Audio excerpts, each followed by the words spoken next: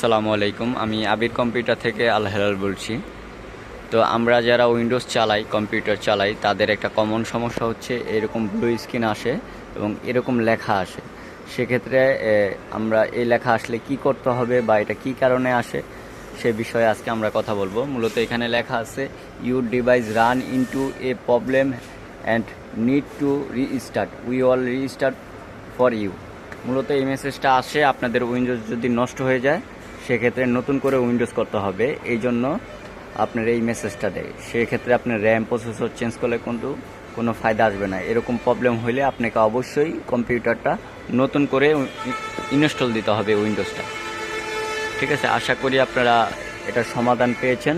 এই ধরনের সমস্যা হলে আপনারা উইন্ডোজ দিবেন বা আপনি নিজে উইন্ডোজ না দিতে পারলে আপনার নিকট আপনার কাছাকাছি যে কম্পিউটারের দোকান আছে বা মার্কেট আছে তাদের কাছে নিয়ে যাবেন এবং তারা নতুন করে একটা উইন্ডোজ করে দিলে ইনশাল্লাহ এটা সমাধান হয়ে যাবে।